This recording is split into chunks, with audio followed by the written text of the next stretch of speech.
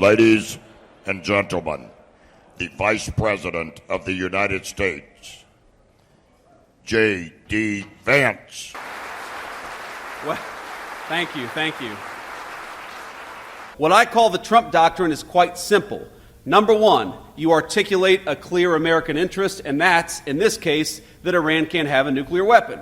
Number two, you try to aggressively, diplomatically solve that problem. And number three, when you can't solve it diplomatically, you use overwhelming military power to solve it, and then you get the hell out of there before it ever becomes a protracted conflict. That is the Trump doctrine.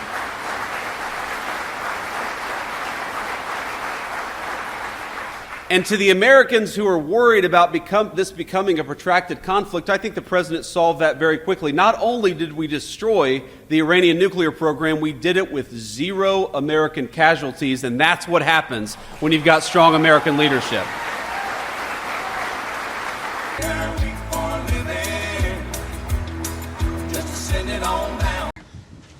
Hi, everybody.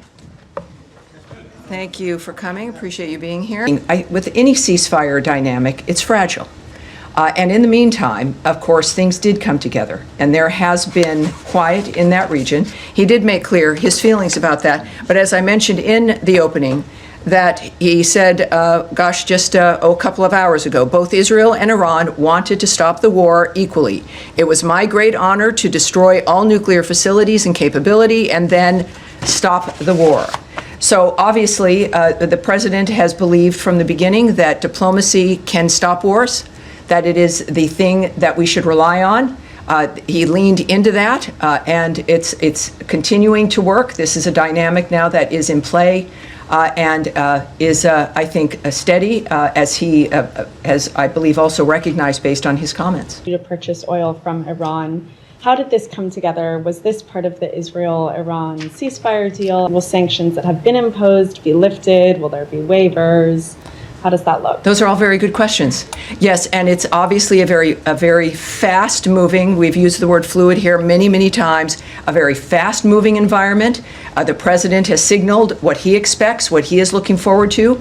This is a cabinet and a government that acts to the nature of what he says and what he wants. And in this case, of course, I'm not going to discuss what that process will be, the nature of any of the applications via the various departments in this government.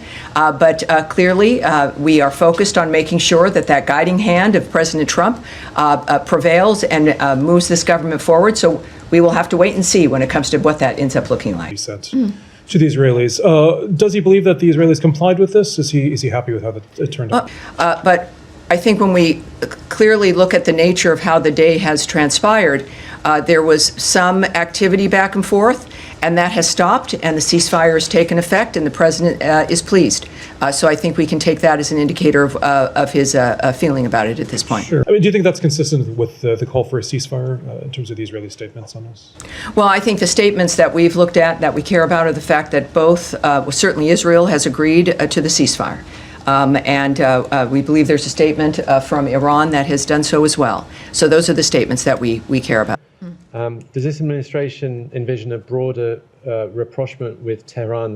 The Secretary of State was in a dynamic with the president that is a private dynamic as that team was addressing a war and the nature of how to stop it. So I can't speak to how that transpired or the decisions that were made, but obviously a successful evening, successful aftermath when it comes also to a very quick ceasefire.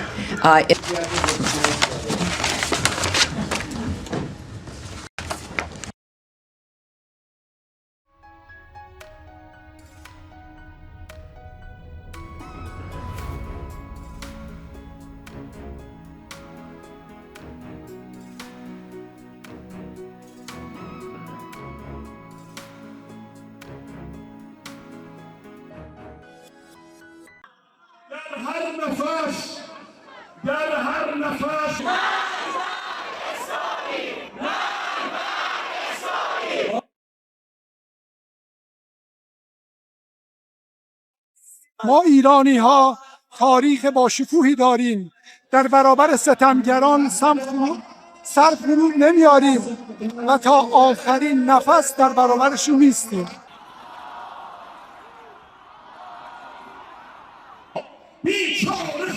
شد در آتش جنگ یا که در حالت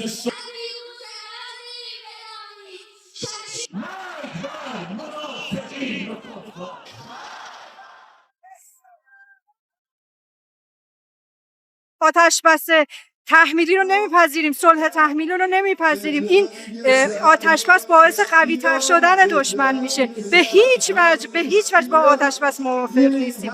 انقدر میجنگیم یا شهید میشیم یا اینکه پیروز میشیم و این بالاخره ایران هم صاحب بمب اتمی و بمب هسته‌ای خواهد شد ان شاء الله.